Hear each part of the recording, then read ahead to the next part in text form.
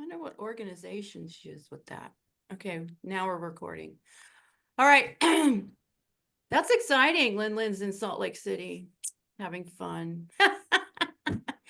All righty. Now we're recording officially. So good morning, everybody. And we're so happy to have Michele Schroeder here from Senior Adults Legal Assistance here in Santa Clara County.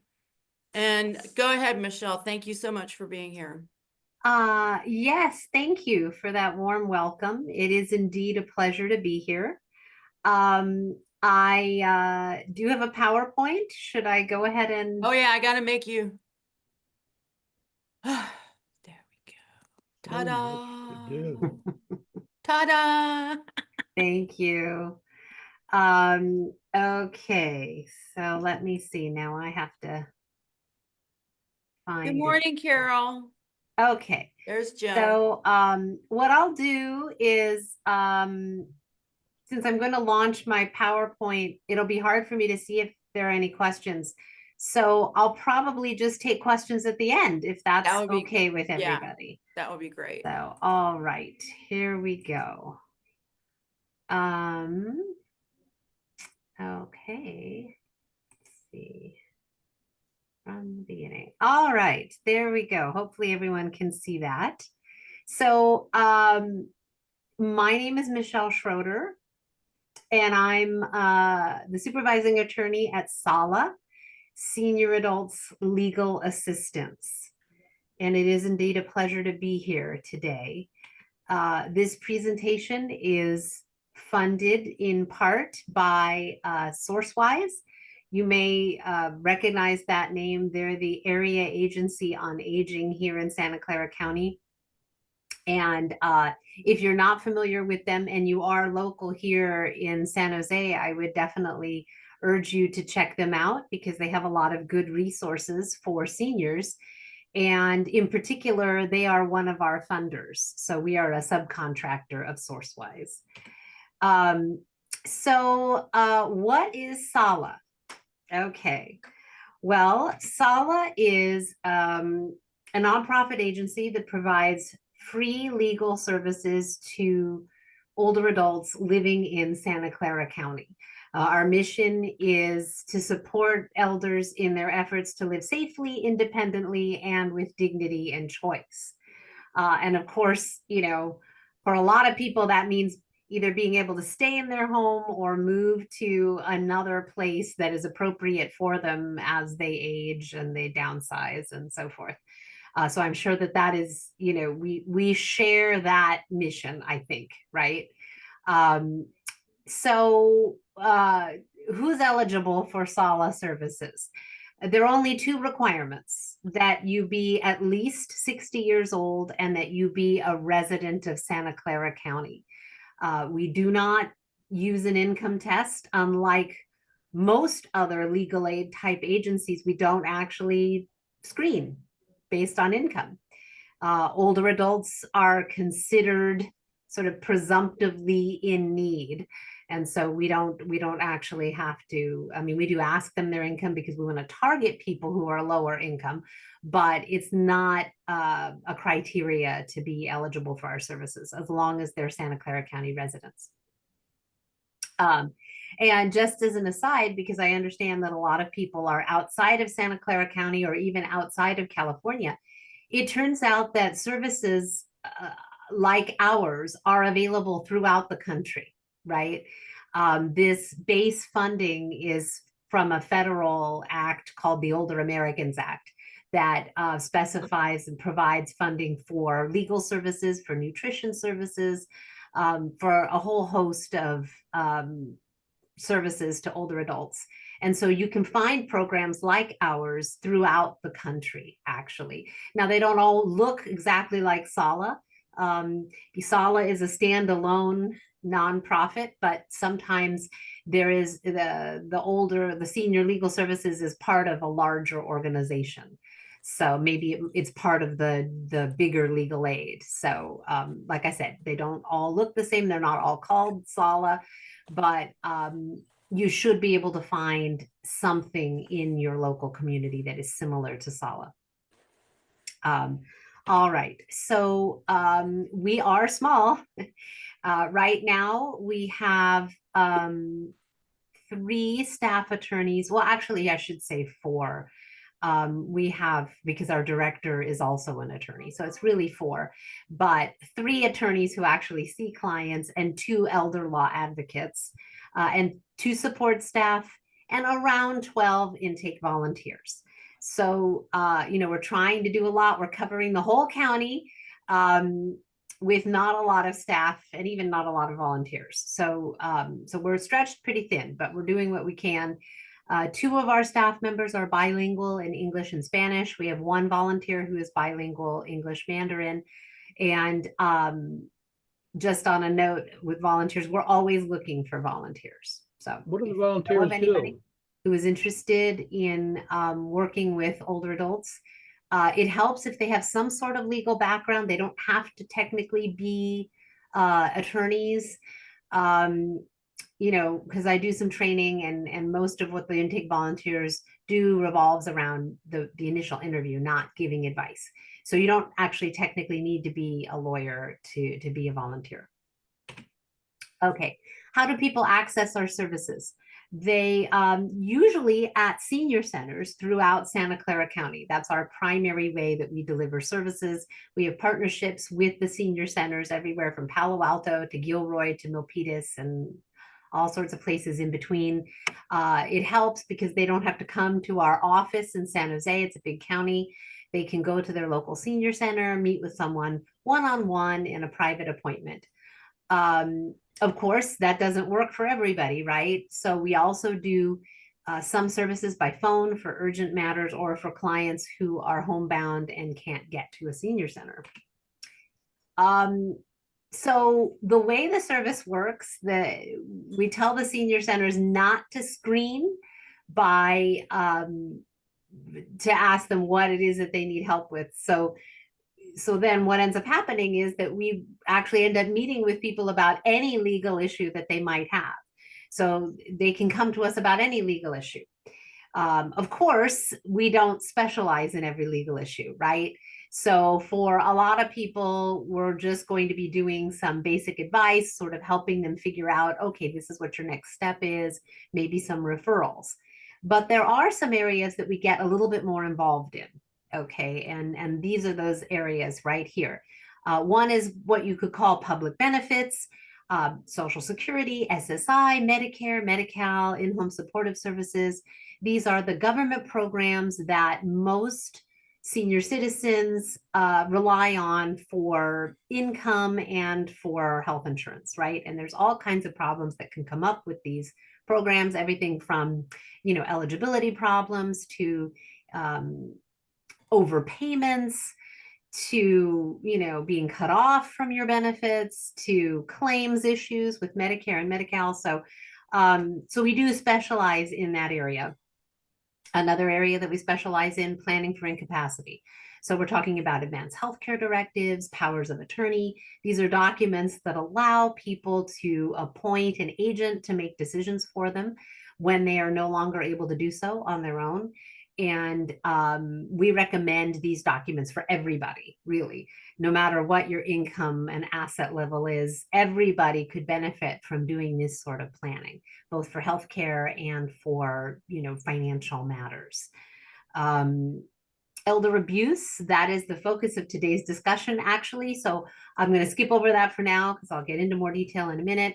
And then housing, tenants' rights, what we would call fair housing. And what that looks like for us is people who have disabilities might need what's called a reasonable accommodation to be able to continue to live in the housing of their choice. So a quick example might be someone who has mobility issues, right? And they have an assigned parking spot in their apartment complex. But because of their mobility problems, they need a closer parking space. So SALA would write a letter to the management saying, this is a person with a disability, please accommodate their disability. And then there'd be some back and forth, on how the disability can be accommodated. So that's That's an example of the kind of work we do there. We also do a lot of advice on people, you know, tenants' rights and so forth, people who are being evicted. We don't have the resources to represent everybody who's being evicted, but at a minimum, we can give some advice and maybe do some negotiating with landlords on a case-by-case basis. Okay, so I wanted to focus in though on elder abuse, our elder abuse prevention work. And this unfortunately is a fairly large part of our practice. And elder abuse, that's a big topic, right? It can mean a lot of different things. So I'm just going to sort of quickly go through, you know, what we mean when we say elder abuse and what SALA is able to do. And also, you know, just give you some things to be aware of, right? Because as real estate professionals dealing with older adults, this is going to be coming up for you, right? Okay. So what is the typical SALA elder abuse case? That is an older adult who's living in his or her own home, who's being abused by a younger relative living with them. So that's sort of our classic case, unfortunately. And the kinds of abuse we see physical abuse, hitting, kicking, shoving, threats of violence. So even if there hasn't been any physical contact, if there have been threats of violence, that's considered physical abuse.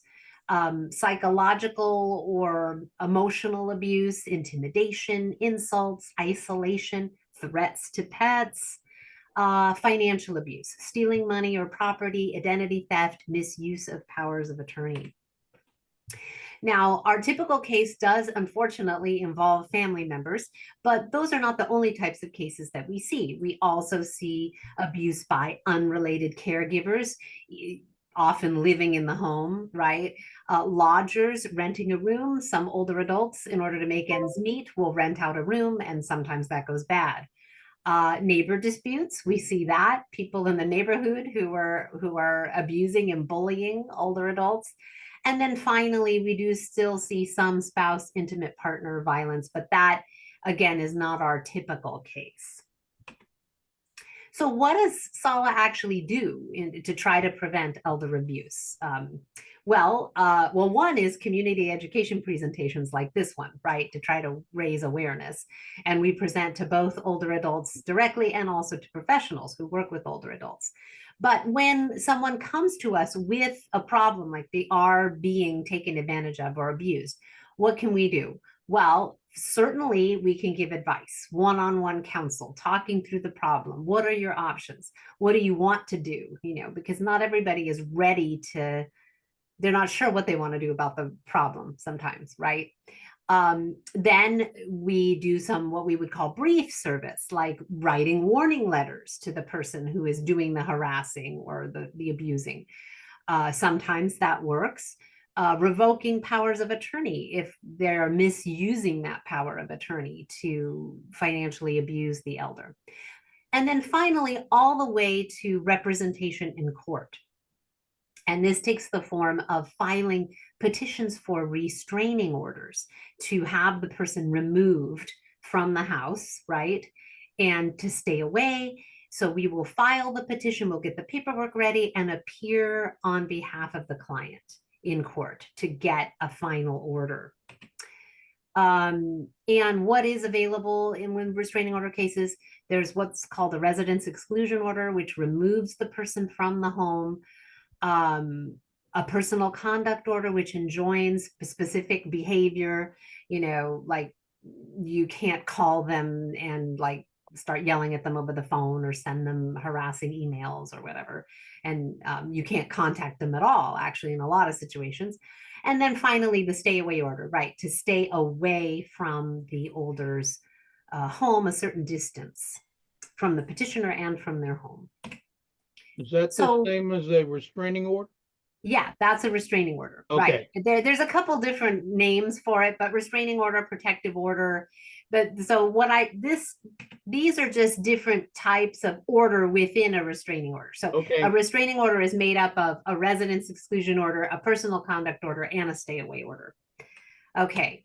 Now, I said, you know, we're very small organization. So unfortunately, we can't take every case that presents itself to us.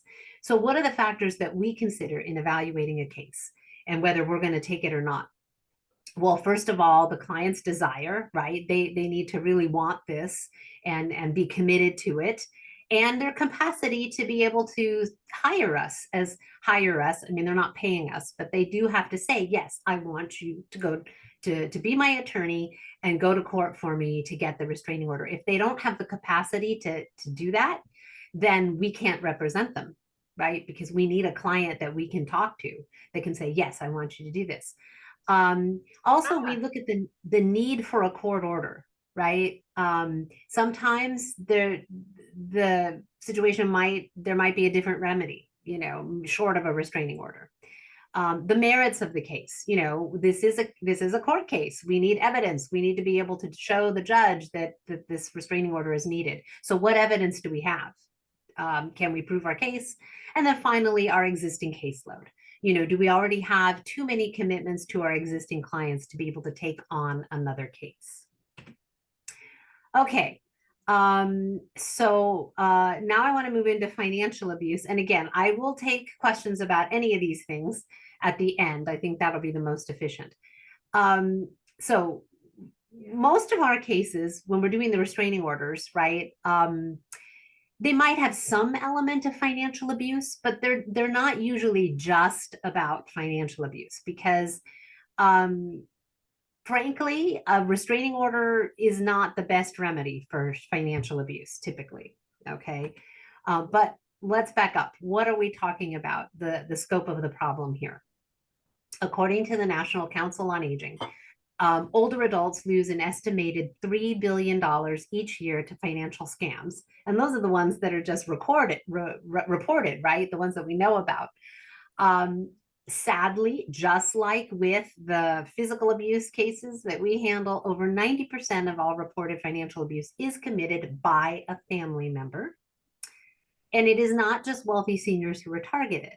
Lower income older adults are also at risk, in particular, those that own their homes, right? Obvious why, because they're sitting on a big pot of money, basically. Okay. And financial elder abuse takes many forms, right? You know, it can be anything from outright theft, just somebody taking, you know, money out of your purse, to identity theft, which can get quite complicated to deal with, right? Scams, which, you know, I don't really have a lot of time to talk about today, but there's all sorts of scams, right? I mean, yesterday, I got a call from someone who purporting to be from Amazon who wanted to talk to me, and I hung up on them. I said, no, you're not calling me from Amazon.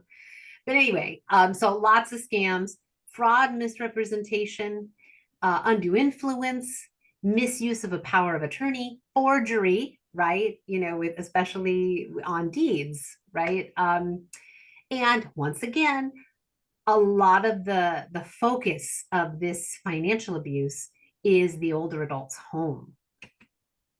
Okay, so I'll just sort of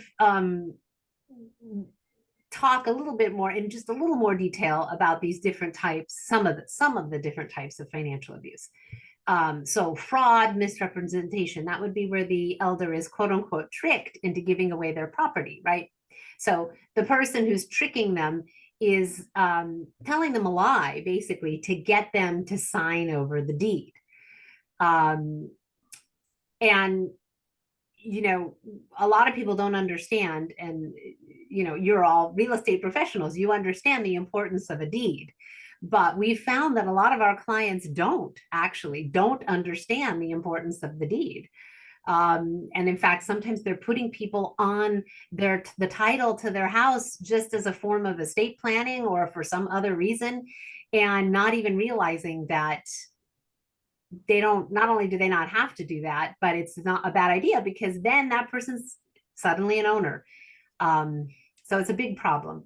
But then there's also undue influence. So fraud would be like where someone tells you a lie, basically, to get you to put their name on your property. Undue influence would be where they are using excessive persuasion. They're using their relationship of trust, say, like maybe it's a family member or some sort of fiduciary. They're using their relationship of trust to talk you into giving away your property. Misuse of authority. We talked about, again, agents using their powers of attorney improperly to take the property for themselves.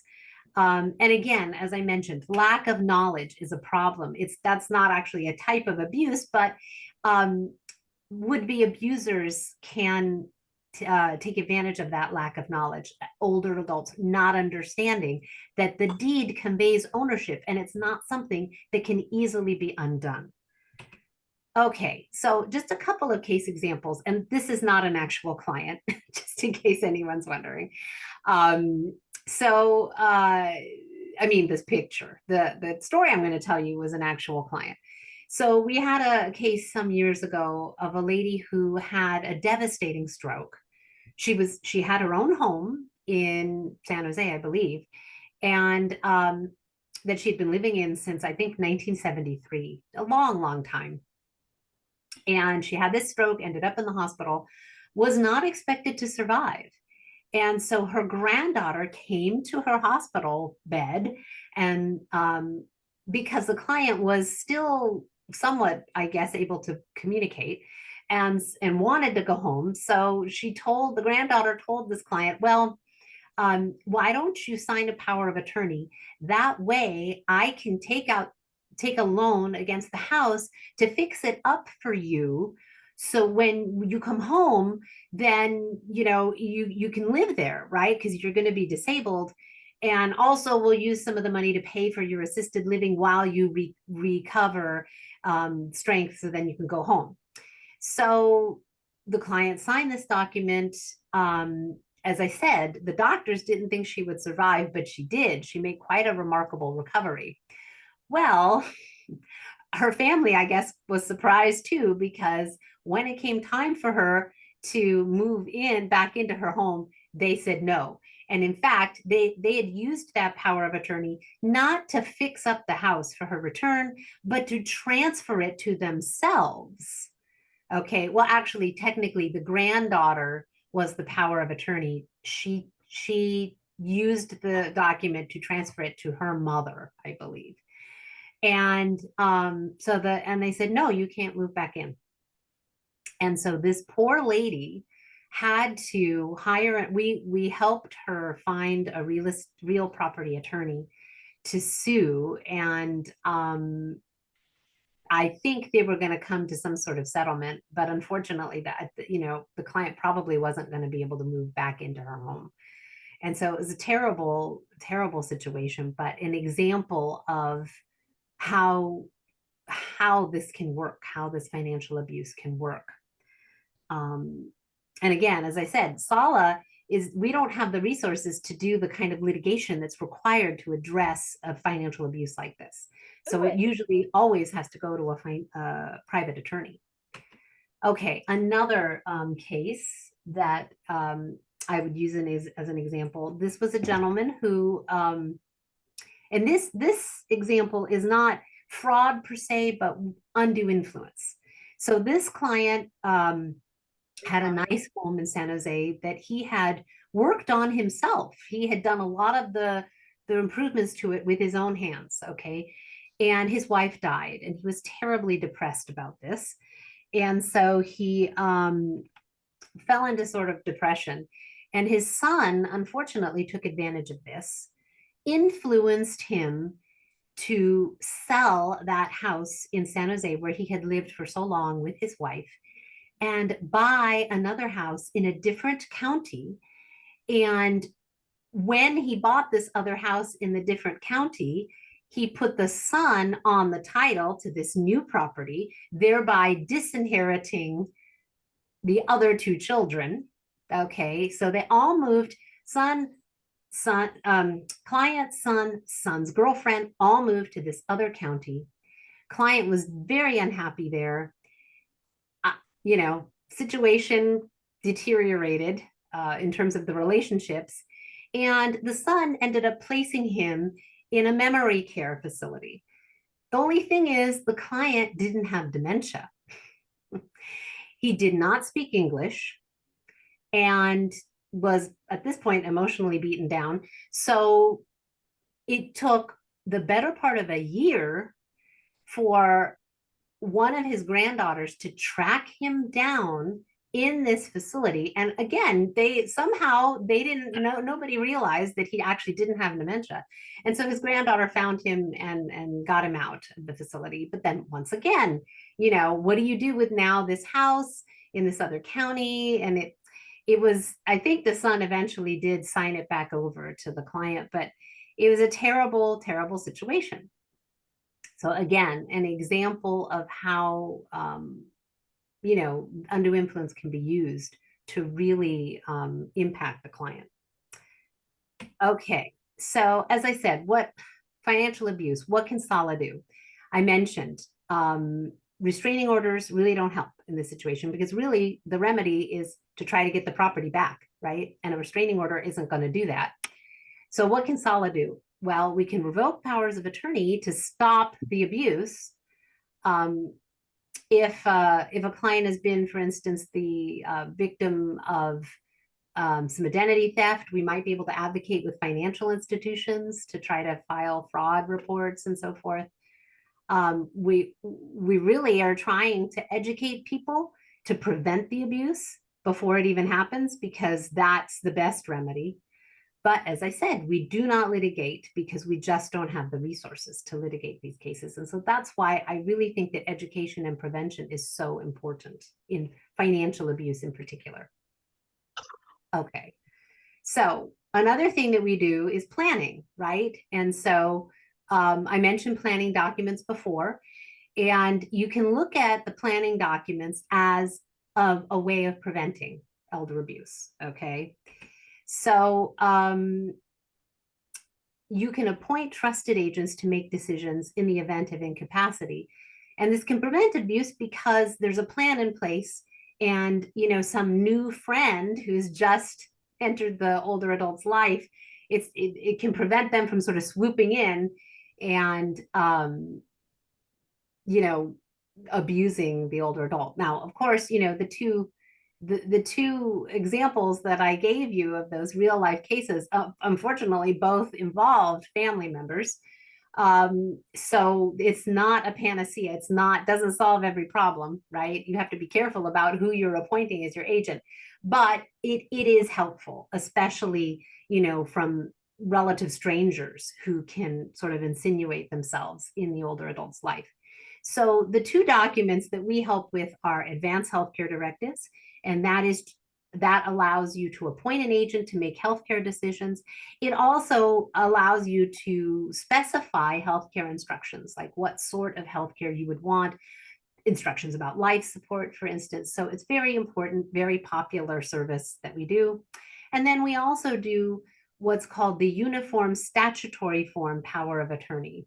And this is properly called a general power of attorney, but it's really, it's for financial transactions, business transactions, you know, and also to manage personal care.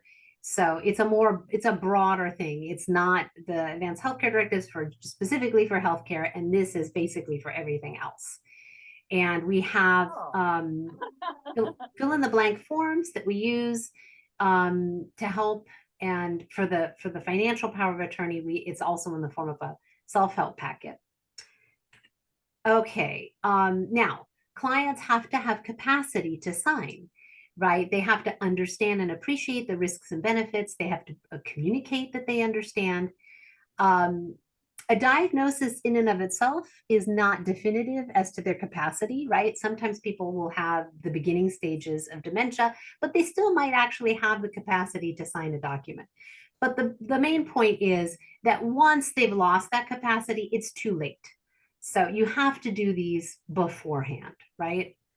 When the client can still understand. We do screen to see if our power of attorney form is appropriate.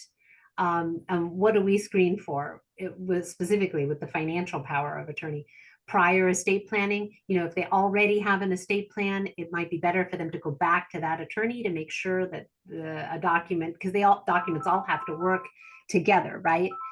So we also screen for undue influence, right? Because I was just telling you about undue influence and how that is such a problem. So we make sure that the client is not being unduly influenced to sign a power of attorney. And we also look for potential conflict, right?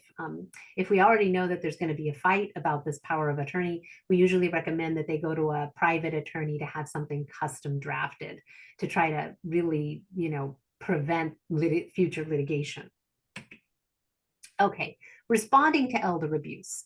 I wanted to talk briefly about adult protective services. Adult Protective Services, also known as APS. And this is specific to California, but they have it in all the other states too. I know that. So each county has an agency that investigates and helps older adults and dependent adults, so younger ones who are disabled, when they are unable to meet their own needs or are victims of abuse, neglect, or exploitation, right? So that could be self-neglect or abuse by another party. And community members can make reports of actual or suspected elder abuse by calling Adult Protective Services. Now, there are certain professionals who are mandated reporters, and I don't know, real estate agents might be mandated reporters. Yes, we are. Okay. All right. Thank you, Skip. So for mandated reporters, you are required to make a report, right? And a lot of people are mandated reporters. Most people who provide services to elders are mandated reporters. It applies to both staff and volunteers. Some examples: health practitioners, law enforcement, nursing home staff, clergy. Employees of financial institutions are mandated reporters with respect to financial abuse. Okay, so they have to file reports. Interestingly, all these professionals are mandated reporters, but attorneys are not.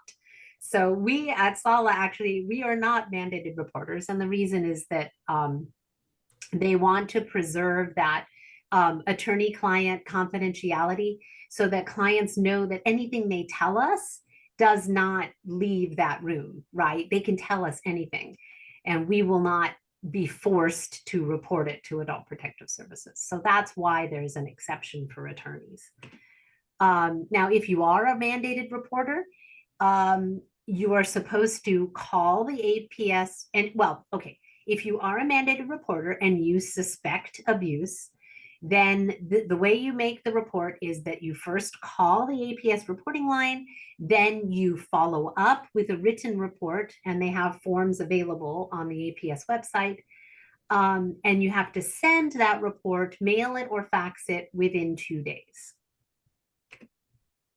Now, if the older adult is in a nursing home, so reports of suspected or actual elder abuse in nursing homes or assisted living, also called residential care facilities, are reported to a different agency. They're reported to the Long-Term Care Ombudsman Program. And that program in Santa Clara County is operated by Catholic Charities, and they focus specifically on residents in licensed facilities. And they will be speaking to us on the 22nd of next month. That's perfect. Yes. So they will tell you more about what they do at that time. Okay. Now, of course, how other ways of responding to elder abuse. So elder abuse is a crime, both, well, financial and I have financial here, but physical abuse. I mean, all elder abuse is a crime, right? And should be reported to law enforcement. And the district attorney can prosecute. And with respect to financial abuse, a court can order restitution. So actually, that is a pretty good remedy for financial abuse. Except the problem is that to prosecute someone, you have a higher burden of proof. You have to prove your case beyond a reasonable doubt. That's what the DA has to do. So if they don't feel that they have enough evidence to prove something beyond a reasonable doubt, sometimes even if there might have been financial elder abuse, they won't take the case to prosecute. But okay, so there are civil remedies as well, right? And SALA, that's what we do. We do civil remedies. The restraining orders that we get are civil restraining orders. But I just mentioned that is often not helpful in financial abuse cases. Private attorneys can file civil lawsuits. There's actually a whole act in California anyway, called the Elder Abuse and Dependent Adult Civil Protection Act. And it even provides for attorney's fees, but private attorneys still are cautious because once you get involved in these cases, they can take years sometimes. So a lot of times they will ask for a retainer, even though they might be able to get the fees eventually from the defendant. And they're not going to take a case if they don't think the money is there to recover, right? Because a lot of times the money is just gone. And if there's money is gone, then there's no point in doing the case. So usually if someone needs a private attorney, we will refer them to a state bar certified lawyer referral service. And we have one here in Santa Clara County. There's also an agency called California Advocates for Nursing Home Reform that also has a lawyer referral service specifically for attorneys who sue nursing homes, actually, for nursing home elder abuse. And then here are some other resources, Adult Protective Services. Again, this is all for Santa Clara County, right? APS, District Attorney, Long-Term Care Ombudsman, and SALA. Okay, we are almost done here. I just have a few housekeeping things here. This is our grievance procedure. If you have a grievance about the way that SALA has handled, I guess, this presentation, this is the procedure. There it is. Okay. Also, we take voluntary contributions. Well, we take contributions from clients and we take donations from other people. So we are a 501c3. So if you feel moved to donate, thank you in advance. Okay, another way to support SALA is that, as I mentioned at the beginning, we're always looking for volunteers. Intake volunteers to help with the initial intakes at the senior centers, or even just volunteer interpreters if people don't want to get too involved in actually doing the interview. If some of you speak another language, we're always looking for volunteer interpreters. And just contact me if you have an interest in helping. Okay, so I'm going to take questions. Got several in the chat. Do you want to read them or you want me to read them to you? I have a couple questions in the chat here. Okay, so, great. What's the time commitment per month for translation interpreter volunteer services with Spanish? For an interpreter, I don't have, there's no minimum. Let's put it that way. We do have a couple Spanish speaking staff, but we could always use more help. And I would do a very basic training. And then, just on an as needed basis, really, there would be no minimum for an interpreter. Now, if you wanted to do intake, that requires a little bit more training. And so usually we ask for like a 5 hour a month, like one intake session a month, which turns out to be about 5 to 10 hours a month. So. And are you aware of other Bay Area counties that have something similar to SALA? Yes, I am. Is there a particular county you're wondering about, or? Alameda County? Yeah, so Alameda County has a standalone agency called Legal Assistance for Seniors, and they're in Oakland, and they're a very good organization. They're actually a little bigger than SALA, and I was an intern when I was in law school. I was an intern at Legal Assistance for Seniors many, many years ago. So they're a very good organization. Awesome. So San Francisco County. They also have a standalone agency. Theirs is called Legal Assistance to the Elderly, I believe, LAE. They're also a little bit bigger than SALA.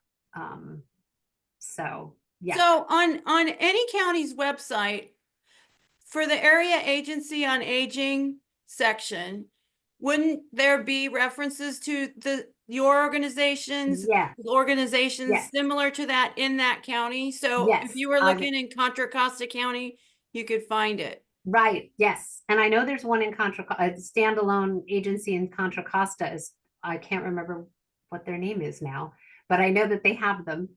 They have one. But yes, if you contact the area agency on aging, they should be able to tell you who it is that's providing the legal services. Yeah, through your county website. Yeah. Exactly. So any county website. Yeah, well, some area agents, it gets complicated. Some area agency on aging organizations are actually standalone nonprofits, and some are part of the county. So for instance, in Santa Clara County, SourceWise, Right. ours is a separate nonprofit. Yeah. But like in other counties, I think like Sonoma County, I think it's part of the county. Or I don't know. It varies by county. Do you know about Sacramento County at all? Off the top of my head, no, I don't. But even if it counties and their area agency on aging department, whatever, like Santa Clara County contracts with SourceWise to provide that service. That's right. But on the Santa Clara County website, it tells the constituent that. It tells the resident that. I believe so. Yeah, So it probably, yeah. But yes, I believe there probably is a link. Yes. So emulated like in Butte County, Nevada County. Yeah, but I mean, you can always Google area agency on aging and then the county, and it should come up. Yeah. Oh yeah, that's a good connection right there for everybody. Google is your friend. Go ahead. Google is your friend. Google is your friend. Yes. Amazing, amazing. Does anybody have a question? There's more in the chat there. Where Okay, go ahead, Skip. let's see, where was I think Joseph had one on yeah, it says what kind of legal services they provide. They do trusts and wills, in other words, estate planning. Yeah, and I think that's answered that really. Yeah, well, no, thank you for bringing it up because I should have mentioned it more specifically. So we do not do trusts or wills. Now, we do a lot of basic advice when people come to us about estate planning because a lot of, people do, right? And so we'll tell them about payable in death accounts, and we have a holographic will packet for people with very, very modest assets. We used to have a service called our No Fee Wills Panel, where we had volunteer estate planning attorneys do wills for people at no charge, people with modest assets, but we've suspended it. And we suspended it during the pandemic, and we haven't brought it back because it was a little more work administratively. Oh, I see somebody is offering to be an interpreter for Chinese. Ooh, yeah, I definitely would like your contact information. Yeah, that's Joe. Joe, you can talk. And belated happy birthday. And yeah, happy birthday, Joe. Joe, you can talk. Hello. And while he's doing that, yeah, Michelle, contact me if you need help. Yes. How would I get your contact information? I put my email on the chat there. And I can send it to you, Michelle. No problem. Oh, that would be great. Yeah, I'm looking at I'm looking at the chat here, and it's hard to read and talk at the same time. So if you can send it to me, Julie, I'd really appreciate it. Yeah, and all of your contact, Michelle, all of your contact information is on page 1 of the bulletin. So it's there now. It will be there next week as well. So if anybody wants to reach out to Michelle, that they can access your contact information from there. Go ahead, Michele. This could not have come at a more timely situation because I was dealing with 2 adults. One, she needed a legal advice on the contract that she signed for the listing. I don't know how many times I went over it with her, and it did say you can go to legal counsel of your own, and she did. I don't think it was the right decision, but it was okay. It was okay with her. It was okay with me. I'm just going forward with that. But I would have referred her to SourceWise if I knew you guys had provided that type of service. But the one I'm most concerned about is a client slash friend who is and I I wrote down the word that you used, emotionally broken down and misuse of POA. Now, it's a family, of course, and she is so invested in her children and her grandchildren. They have taken advantage of her. She's in a assisted living place that she does not like.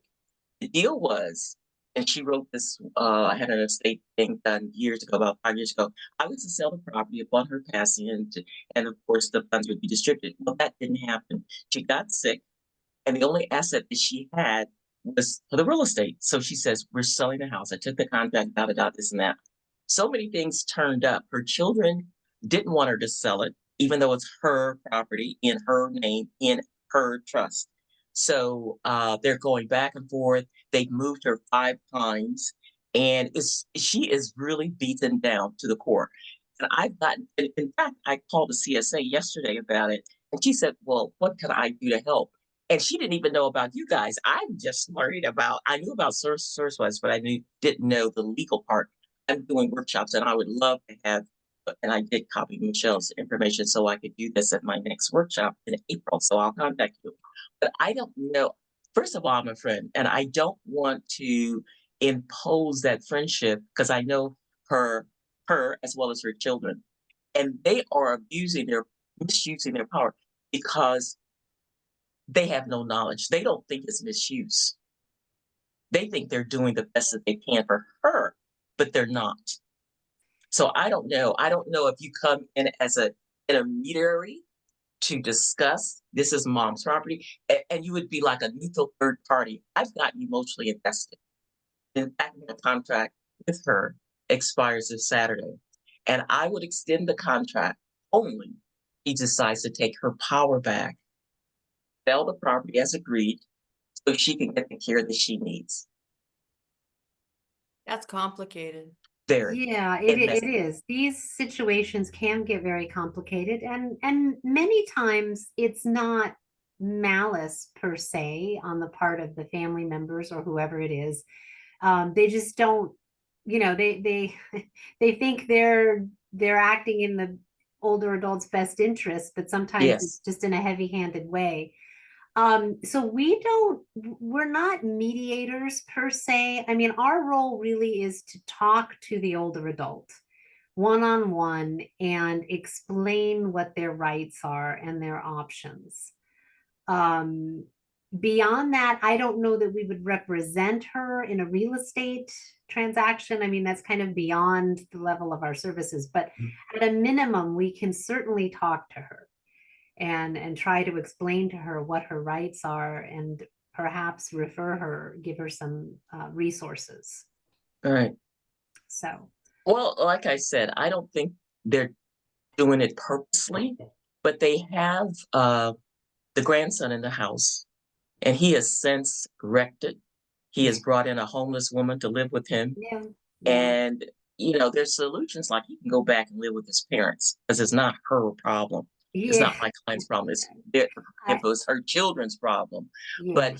But the grandson doesn't want to leave the girlfriend because they've become so attached.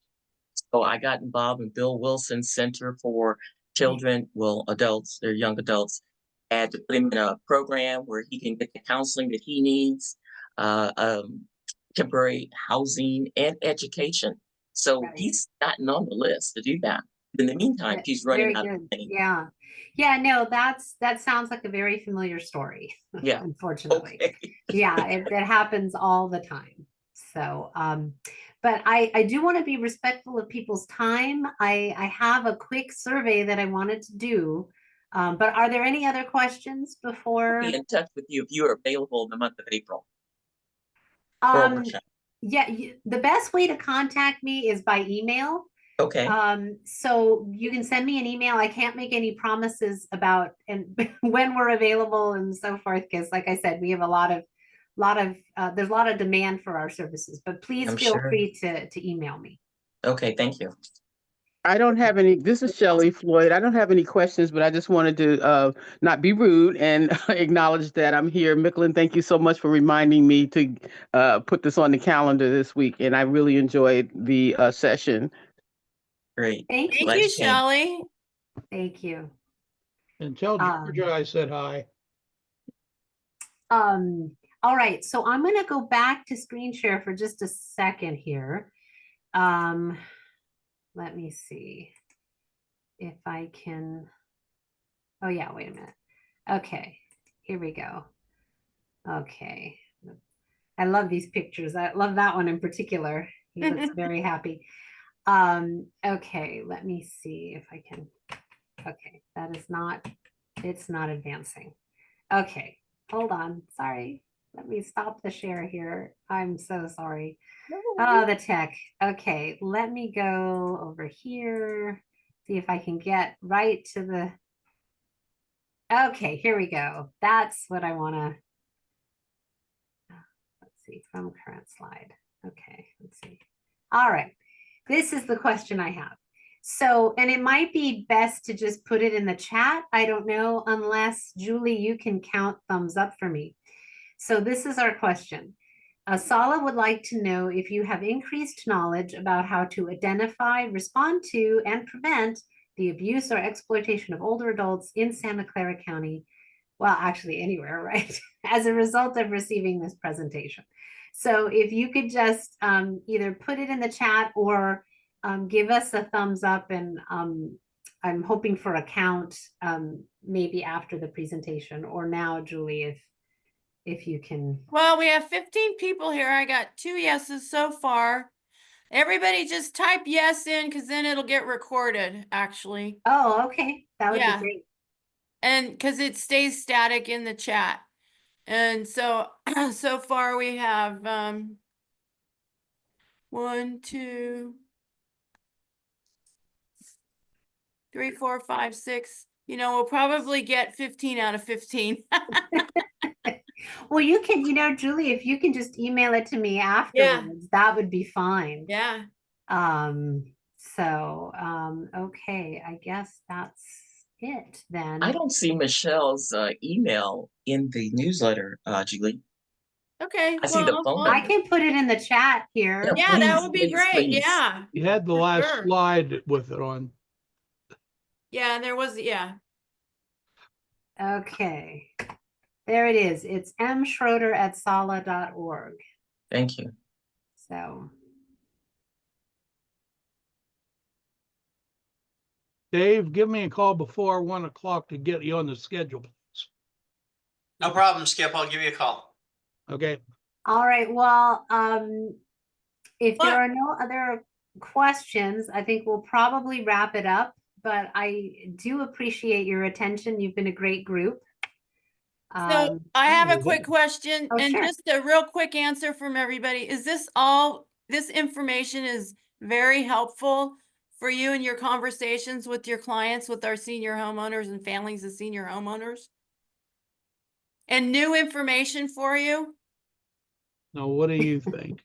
I just want to establish that, because the connection between what we do as real estate professionals and working with our senior homeowners and the families of senior homeowners, we're creating a whole new dynamic here. It's not a regular realtor stuff. All right. So, and this is how we're moving forward into a higher level of service to seniors. And we help preserve, protect, and otherwise leverage their real estate asset. It's very important. Right. That's what we do. The question I had for you, Julie, I think it might be good for the whole group, but if you want to end it, and I'll stay online or call you. Oh yeah, It's up we to can. you. Yeah. So Michele, thank you so much for your time. I'm so excited to have had all this information, to meet you, to know you and your organization now. We're going to be forever connected, because that's just how we're creating this whole Okay. this whole dynamic here. So I really appreciate it. Well, Thank you. thank you. Thank you for all that you do. Thank you for caring about senior homeowners. That's what we all do, and this is Yeah. what we're endeavoring to do. Yeah, thank you so Yeah. much. Have a wonderful day. I have to run, but thank you so Yes. much. All right, thank you, Michelle. Take care. Thank you. Everybody, Bye-bye. you can hang out. Micklin, go ahead and Yeah, since all of us are doing different things, and I have made workshops as a prime instrument to grow the business with seniors, because I know the need is certainly out there. But as we are doing referrals, right now I'm agent in place with some of my seniors, and I have a guy with Wellbe Care that I'm working with on that. And I met him through this group. So we've done his workshops and at the church, and then we've gone to the facility on Hamilton.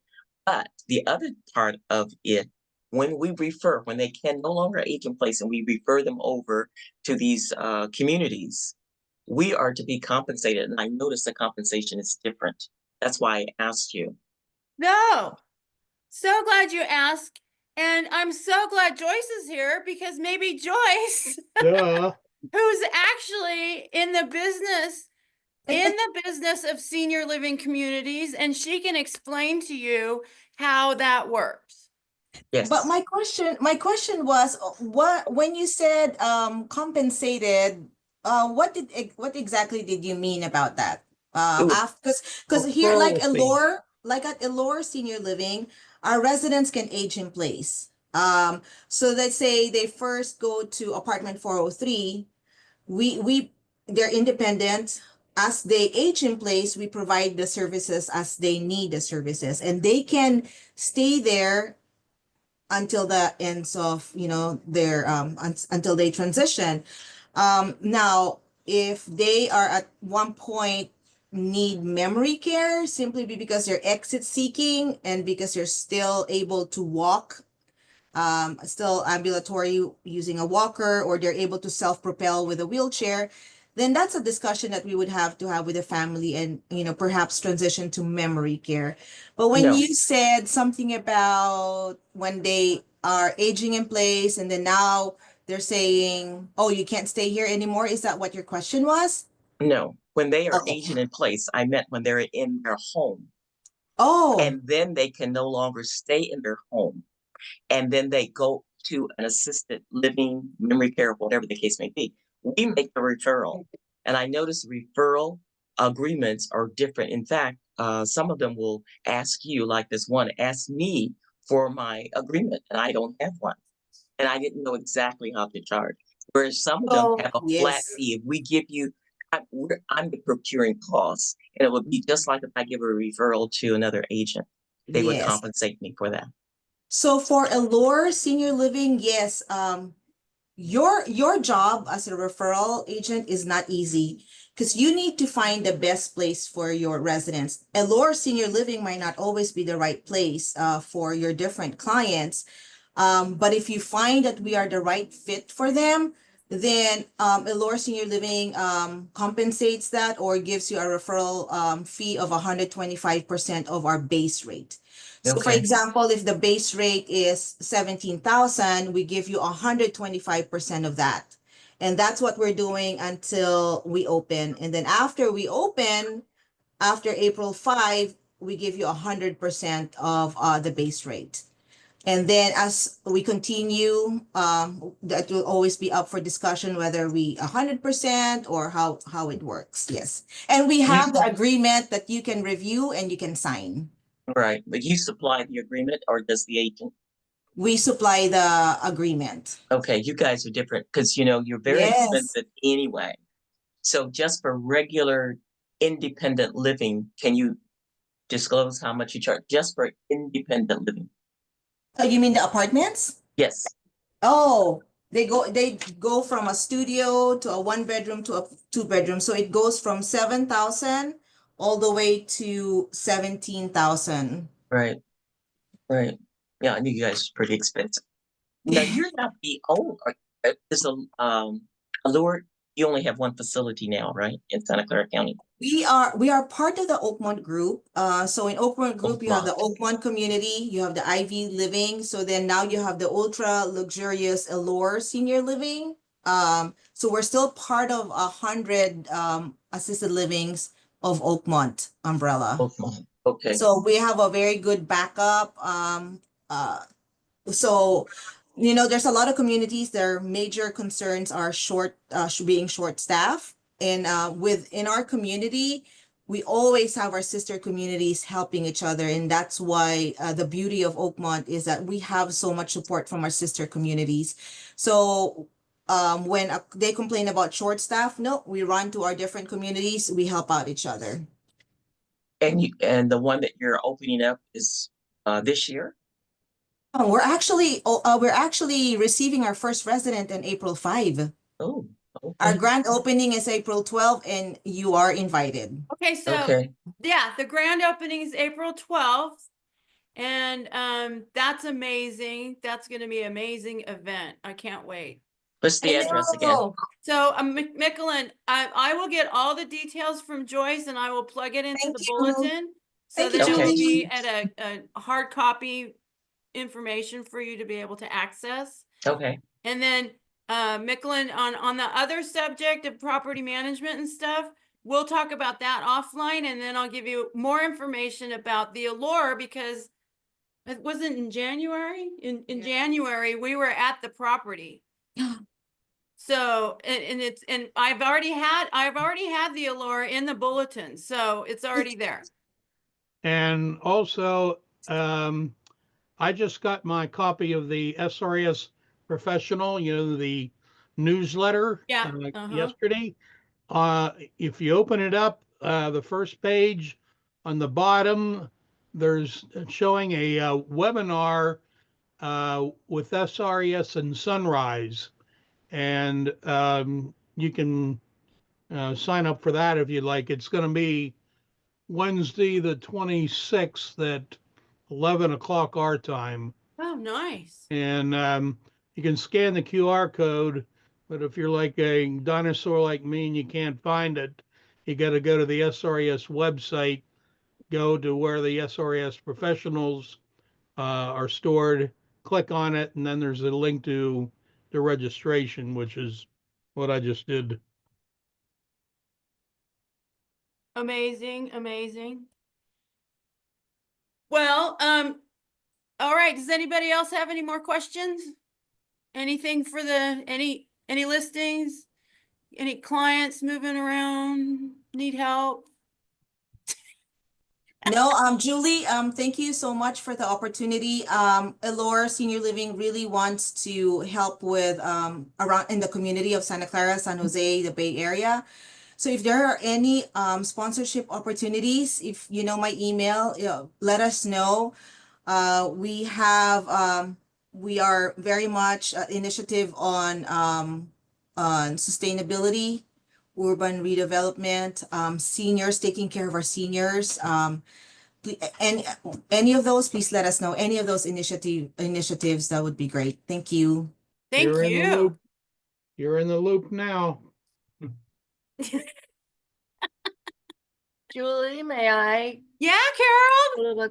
Hi, I just want to remind you all that, especially with today's talk about Allure, when there's a need for money to make the transition, that life insurance policy that they no longer need once they're selling their house can be liquidated.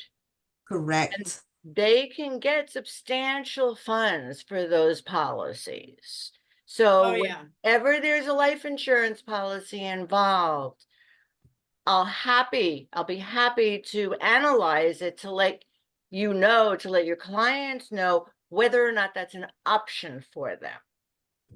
Yes, and there really is a need to educate them because they would come to us and say, well, I don't know what this one is. I paid for this way back in the 1980s, and then I look at it, it's a CalPERS long-term care insurance, or on Right. Allianz, and they're like, well, I don't know. All I know is my husband started paying for it, and it's a Exactly. lot of money. And so we What's will reach out interesting, to you. absolutely. 8 out of 10 policies never pay off by the life insurance company. Correct. It's actually Correct. more than 8 out of 10. And that's because exactly, people don't know what they have. They think they don't need it. They notice it in a situation like this. They think it's too expensive. Their needs changed, whatever. All I'm saying is before they let it go, let me see it to let them know if there's any value there. I will, I have a number of those, and I will, if I can get I will get your information, and I will send your information over to them. Oh, great. Okay. And I'm always willing to, talk about it, look at it. There's no charge. I don't want people to it's like giving away a house. It's like walking away from it. They don't understand. And that's because the insurance companies have deliberately tried to keep this information away from everybody. Correct. Okay. So this industry has been around now for just over 30 years. It's highly regulated. I'm fully licensed, and I honestly just want to help. So Joyce, is that something that you are aware of when people are talking about coming to live there, and how are they going to pay for it? And your sales and finance departments have these conversations with them. Are they aware of these different kinds of options?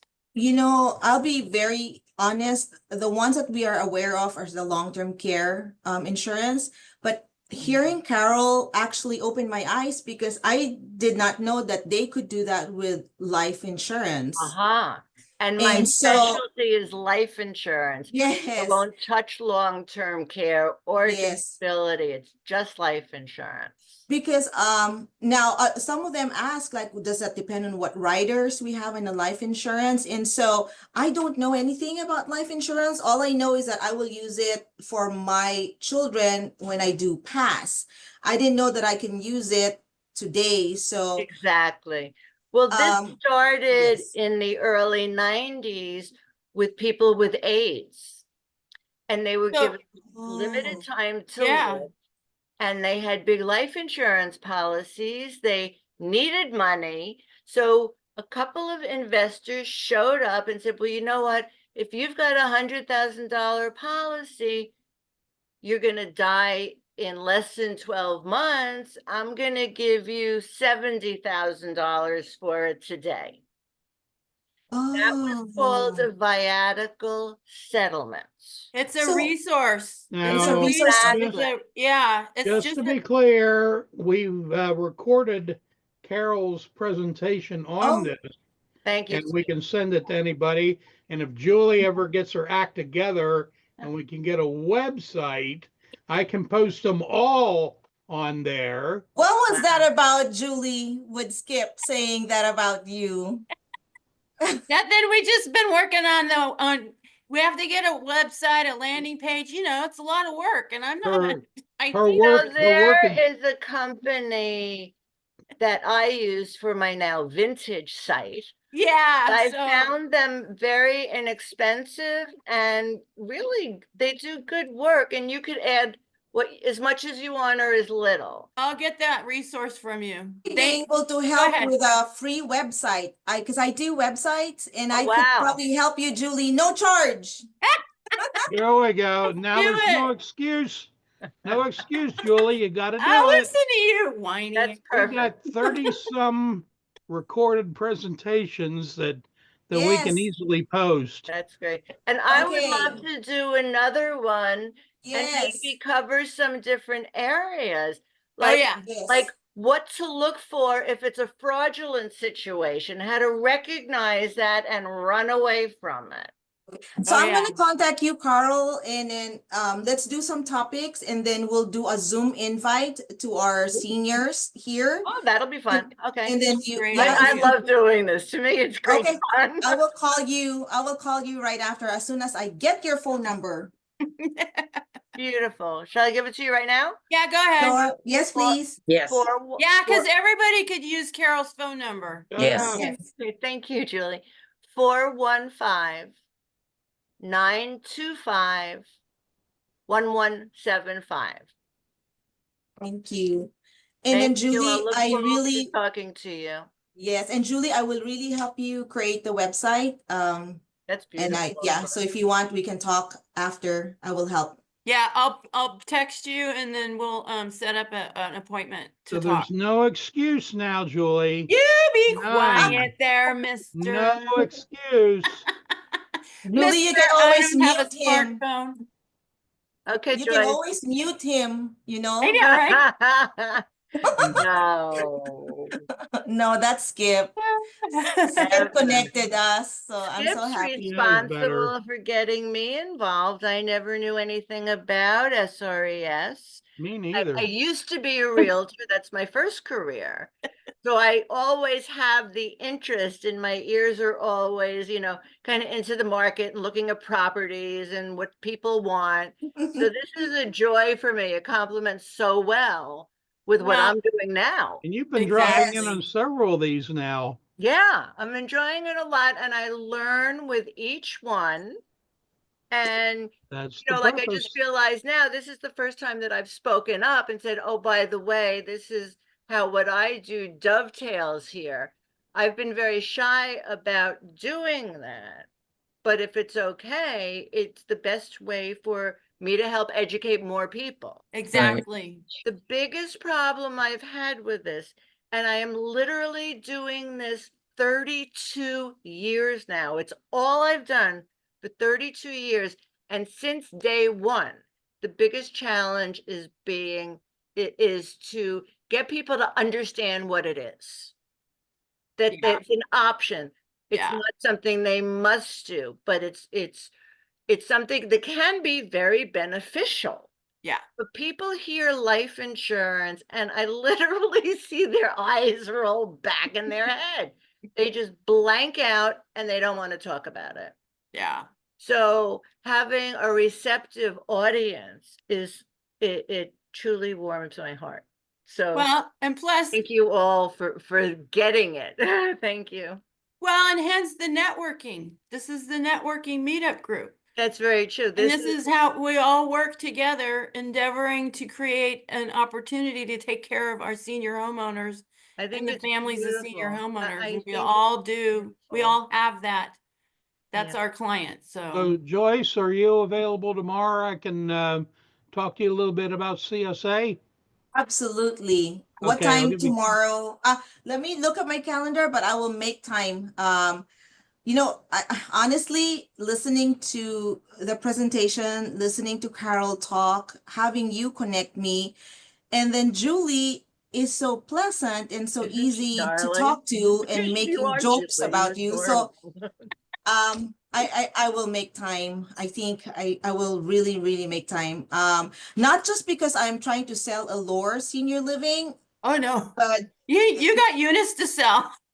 I have units to sell. I know Yeah. that, but I am more really, while I want to sell the units, I know not everybody can be at Allure, but I wanna want to sell be your able to units. help. Yeah, I It's want to the be able to help you connections. too. It Yeah. keeps on coming around to all of us. Yes. You know, it's like Yes. the only way I'm ultimately going to make money is if somebody that learns about my service is right for it and they want me to do it for them.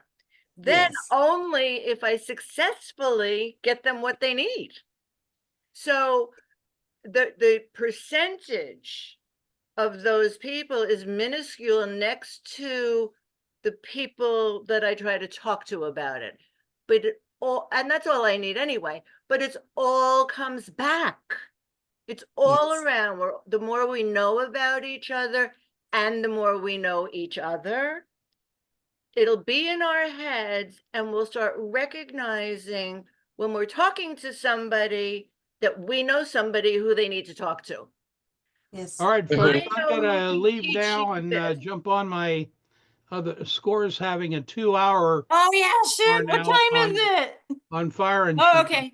Oh, We gotta no. do that. Yeah. Okay, I'm gonna call you guys an email. Okay, Joyce, Okay. talk to you soon. Thank you. Bye, thank thank I you, hope Julie. Thank you, JD and Skip. Doug, everybody. I'll talk to you later, Katie. Julie, if you're busy going to another meeting at 1. So We're you want me going, to call yeah, you later? Score's got their fire insurance people talking today. Not for Ah. me. All right, bye-bye, Nicolene. everybody. Thank All right. you. I'll Talk text to you you, later. Micklin. All right, Okay, thanks you great, guys. great. Thank you.